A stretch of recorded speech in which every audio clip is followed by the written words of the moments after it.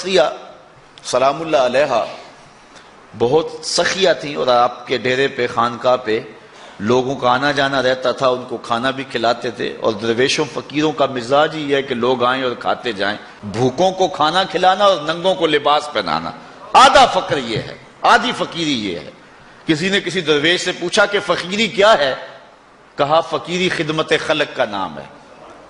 تو حضرت رابعہ بصری کہ ہاں مہمانوں کا آنا جانا رہتا تھا. ایک دن خادمہ نے بتایا کہ 5-6 مہمان آ گئے اور صرف دسترخوان پر ایک ہی روٹی ہے، گھر کے اندر باورچی خانے میں صرف ایک ہی روٹی ہے. کہا جاؤ اس کو بھی اللہ کی راہ میں خیرات کر دو. اب عقل تو یہی کہتی ہے ایک روٹی ہے، کچھ اور کہیں سے مہیا کی جائے اور مہمان نوازی کی جائے، لیکن یہاں اذعان دیکھیے، یقین دیکھیے. حضرت رابعہ بصریہ نے کہا کہ اس کو خیرات کر دو. خادمہ نے خیرات کر دیا. مہمان بیٹھے ہوئے ہیں، کوئی اور شے ہے نہیں. دروازے پر دستک ہوئی. پوچھا من علی الباب، دروازے پر کون؟ کہا فلاں کا فرستادہ غلام، میرے آقا نے آپ کے لیے بھیجا اور یہ کھانا دیا ہے. خادمہ نے کھانا وصول کیا. حضرت رابعہ کو کہا یہ کسی نے کھانا بھیجا ہے. آپ نے کپڑا اٹھایا، گنا تو 5 روٹیاں تھیں. کہا یہ کھانا ہمارا نہیں، اس کے آقا نے کسی اور گھر بھیجا ہوگا، غلطی سے ہمارے گھر یہ آ گئے. کھانا واپس کر دیا. تھوڑے لمحے گزرے تھے، پھر دروازے پہ دستک ہوئی. کہا من دق الباب، دروازہ کس نے کھٹکھٹایا؟ کہا فلاں آقا کا بھیجا ہوا غلام ہوں، میرے آقا نے آپ کے لیے کھانا بھیجا. خادمہ نے وصول کیا. حضرت رابعہ کے سامنے رکھا، کپڑا اٹھایا، گنا تو 7 روٹیاں. کہا اس کے آقا نے کسی اور گھر بھیجا ہوگا، یہ بھی غلطی سے ہمارے گھر آ گئے. کھانا واپس کر دیا. پھر دروازے پہ دستک ہوئی. پوچھا من علی الباب، دروازے پر کون؟ کہا فلاں آقا کا بھیجا ہوا غلام ہوں، میرے آقا نے آپ کے لیے کھانا بھیجا ہے، اور کہا حضرت رابعہ کو دے کے ہی آنا. خادمہ نے وصول کیا. حضرت رابعہ کپڑا اٹھایا، گنا تو 10 روٹیاں تھیں. کہا ہاں یہ کھانا ہمارا ہے. کہا پہلے 2 بھی تو کہتے تھے آپ کا ہے، آپ نے انکار کر دیا. کہا میرے رب کا وعدہ ہے جو 1 دے میں 10 دیتا ہوں. پہلے 5 تھی، پھر 7 تھی. میں نے کہا مالک 10 پوری کرے گا تو تیری بندی وصول کرے گا. آپ کا اکاؤنٹنٹ آپ کو بتائے گا کہ اتنے پیسے اتنوں سے خرچ کر دیں گے تو اتنے کم ہو جائیں گے. کیلکولیٹر سے حساب کریں، وہ کہے گا اتنے تو اتنے کم ہو جائیں گے. شیطان کہتا ہے تمہارا رزق کم ہو جائے گا، لیکن تمہارا رب تمہیں بخشش، مغفرت اور رزق کی فراخی کا وعدہ دیتا ہے. وہ کہتا ہے تمہیں 1 دانہ زمین کے اندر بوتے ہو تو پھر دیکھو کتنی بالیاں نکلتی. بویا 1 نکلے 700. کہا جو رب 1 کو 700 بنا دیتا ہے تمہارے دیے کو کئی گنا نہیں بنا سکتا. اس لیے اس کی راہ میں خیرات کرو، پھر دیکھنا تمہارا مال کیسے بڑھتا چلا جاتا. اللہ اکبر. تو کہا وہ شخص جس نے صدقہ دیا اور اتنا مخفی دیا کہ جو دائیں نے خرچ کیا بائیں کو اس کی خبر نہ ہو. اور 7واں شخص، خوش نصیب شخص، اللہ ہمارے اندر یہ سارے وصف پیدا کر دے. اللہ اکبر. ایک شخص نے اپنی بیوی کو طلاق دے دی. یہ دیکھیے یقین علماء کا، ہمارے بزرگوں کا. اپنی بیوی کو طلاق دے دی، اور طلاق کن لفظوں سے دی؟ کہ اگر میں جنتی نہیں ہوں تو تجھے طلاق ہے، اگر میں جنتی نہیں ہوں تو تجھے طلاق ہے. تو اب علماء سے پوچھا کہ طلاق ہوئی ہے یا نہیں ہوئی؟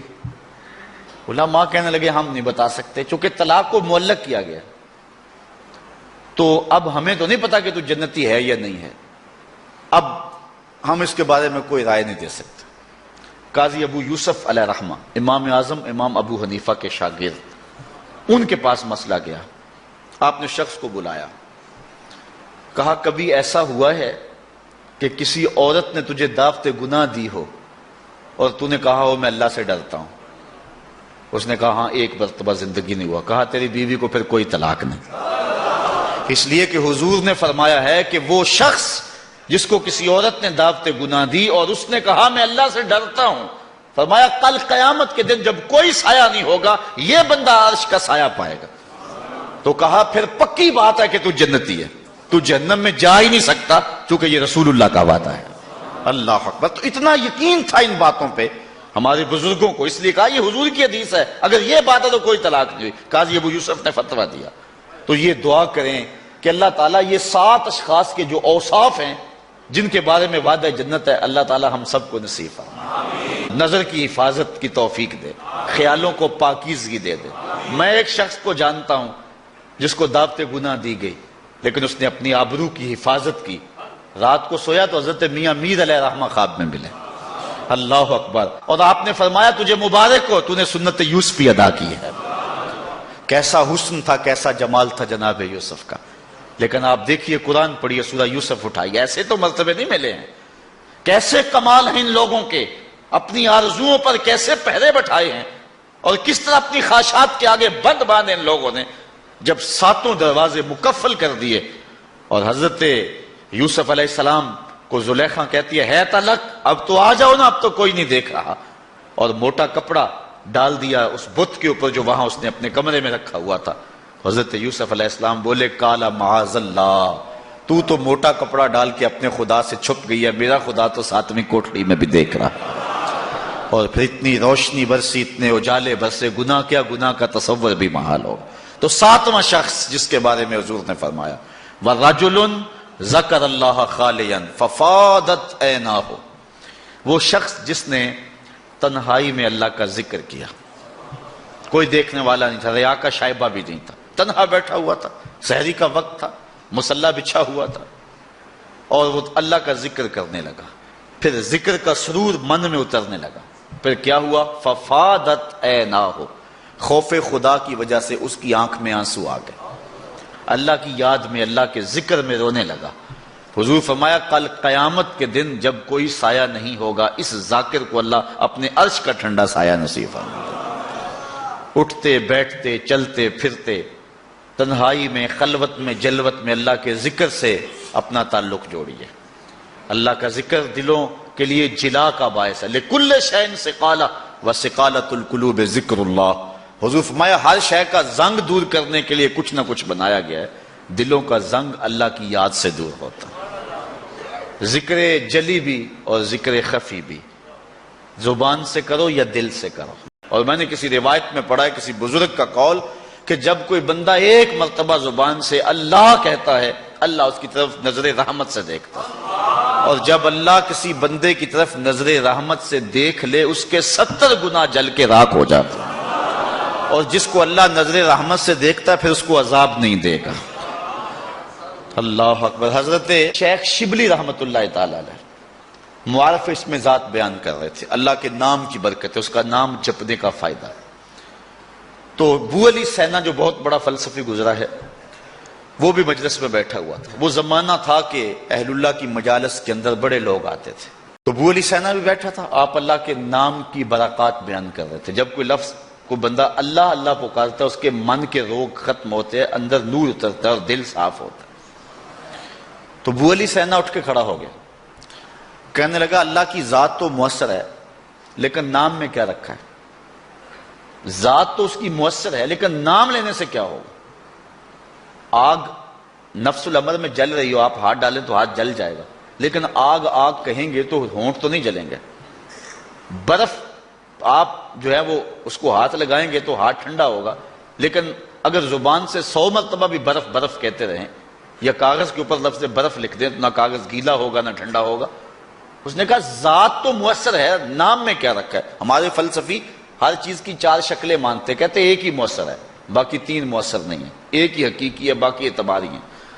تو یہ بات جو ہے وہ شیخ شبلی کو ابو علی سینا نے کہی کہ ذات تو مؤثر ہے، مانتا ہوں، لیکن نام میں کیا رکھا ہے؟ حضرت شیخ شبلی نے دلائل دیے، لیکن ابو علی سینا آگے سے بحث کرتا رہا. شیخ شبلی سمجھ گئے کہ یہ ماننے کو نہیں ہے. آپ نے بحث کو چھوڑا، اللہ والے لمبی بحث سے نہیں کرتے. تو جب بحث کا سلسلہ شروع ہونے لگا تو شیخ رک گئے اور پھر کہا ابو علی سینا میں تیرے سے کیا بحث کروں، تو گدھا ہے. اتنے لوگ اور اتنا بڑا فلسفی اور بڑے مجمع میں کہا تو گدھا ہے. رنگ سرخ ہو گیا غصے سے. حضرت مجھے گدھا کہا آپ نے؟ شیخ مسکرانے لگے، کہا دیکھا نا گدھے کے نام میں کتنا اثر ہے کہ تیرا رنگ بدل گیا. کہا جب گدھے کے نام سے تیرے چہرے کا رنگ بدل جاتا ہے تو اللہ کے نام سے دل کا رنگ نہیں بدل سکتا. تو کہنے لگا حضرت میں مان گیا، میں تسلیم کر دیا. تو کہا وَرَجُلٌ ذَكَرَ اللَّهُ خَالِيًا، جس نے تنہائی میں بیٹھ کے اللہ کا نام لیا، اللہ کا ذکر کیا، پھر اس کے اثر اندر اترے، اندر بوٹی مشک مچایا اتے جاں پھلاں تے آئی، پھر کیفیت بدل گئی اندر کی. تو حضور نے ارشاد فرمایا کہ کل قیامت کے دن جب کوئی سایہ نہیں ہوگا، اللہ کے ذاکر کو جو تنہائی میں بیٹھ کے اللہ کا ذکر کرتا ہے۔ تنہائی کی بات اس لیے کی کہ یہاں ریاکاری کا شائبہ نہیں ہے، محض اللہ کے لیے، کسی کے دکھلانے کے لیے نہیں ہے۔ مسجد نبوی میں ایک بندہ بیٹھ کے گردن جھکا کے ذکر کر رہا تھا، حضرت عمر نے جا کے پیچھے سے گردن پکڑ لی، یا صاحب العنق ماذا تصنع، اے گردن والے کیا کر رہا ہے، ہمیں دکھا رہا ہے۔ تو ریاکاری اللہ کو پسند نہیں ہے۔ تو اگر تنہائی میں بیٹھ کے کسی نے اللہ کا ذکر کیا اور ذکر کرتے کرتے اس کی آنکھیں آنسوؤں کا خراج دینے لگی اور اللہ کی یاد میں رونے لگا بندہ، تو حضور فرمایا اتنا بڑا اعزاز اس کے لیے ہے، قیامت کے دن جب گرمی برس رہی ہوگی اور سورج بالکل قریب اور سیدھے رخ پہ ہوگا، زمین تانبے کی ہوگی، لوگ پسینے میں شرابور ہوں گے، اللہ اس شخص کو جو یاد الہی میں رویا تھا اپنی عرش کا ٹھنڈا سایہ اس کے اوپر تان دے گا، اس کو برکت نصیب فرمائے گا۔ تو یہ 7 خوش نصیب ایسے لوگ ہیں کہ جن کو اللہ اپنی خاص کرم نوازیوں کا نور